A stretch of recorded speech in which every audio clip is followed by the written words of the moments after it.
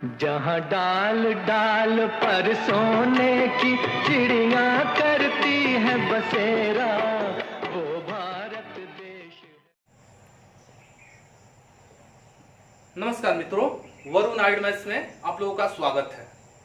आज हम लोग प्रॉफिट एंड लॉस चैप्टर के अंतर्गत कुछ क्वेश्चन को बनाएंगे जो कि बोर्ड पर अंकित है।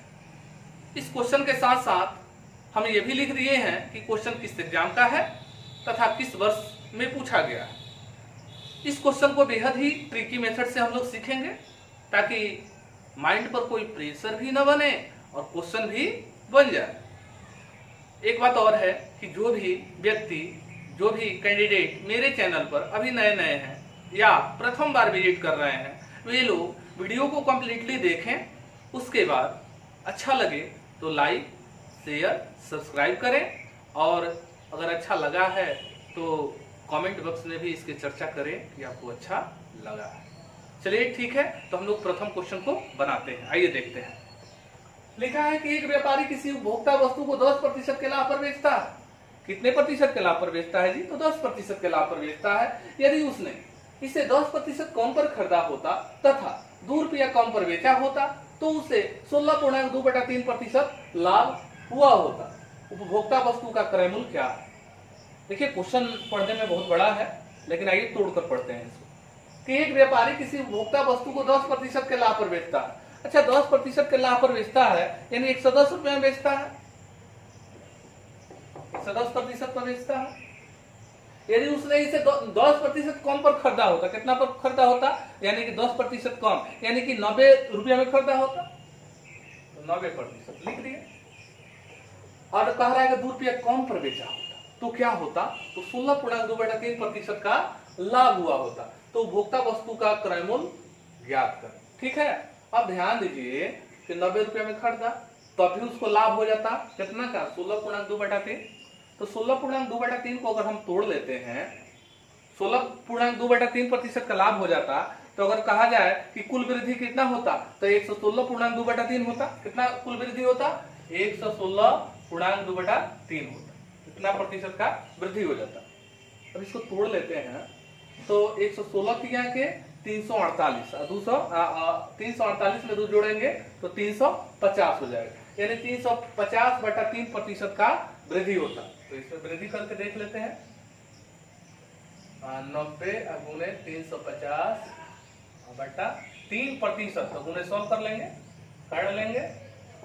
33 के 9, 3 5 15, 33 के 9 1 10। कितना का वृद्धि हो रहा है जी? कुल वृद्धि कितना हुआ? 105% का हुआ।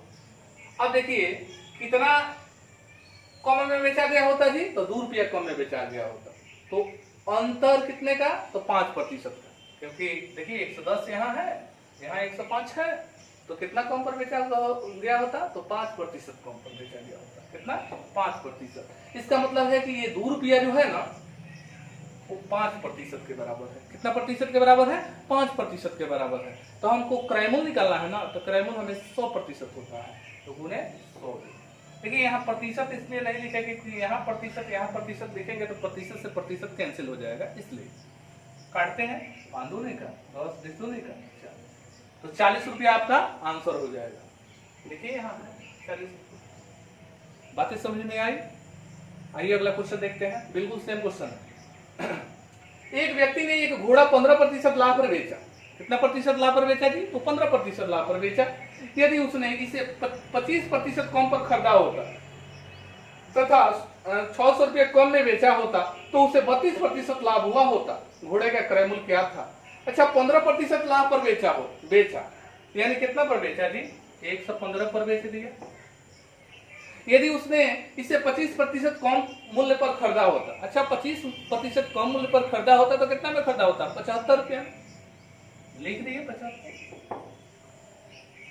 और 600 रुपये कम में बेचा होता, तो आगे इसको देखेंगे हम लोग, आगे पढ़े, तो उसे 32% का लाभ होता। कितना का लाभ होता? 32, यानी कि 75 रुपया में अगर ये बेचता तो उसे 32% का लाभ होता। तो इसका 132% निकाल लीजिए तो बट्टा 100, तो 25 या 75, 25 चौक 100, 4 तिया 12, 4 तिया 12, 33 के 9, 33 का कितना हो गया होता?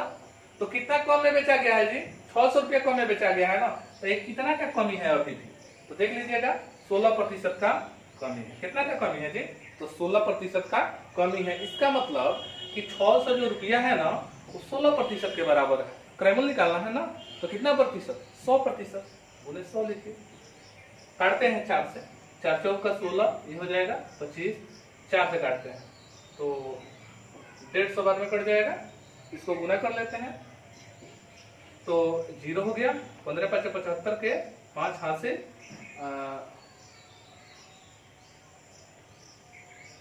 15 दूने 30 7 37, ठीक है ना। 15 5 75 के 5 और 15 दूने 30, 30 7 37, तो 3750 रुपया आपका आंसर हो गया। क्या हो गया? 3750 रुपया। ऑप्शन में देख लीजिए कहाँ है, तो ए नंबर ऑप्शन सही है।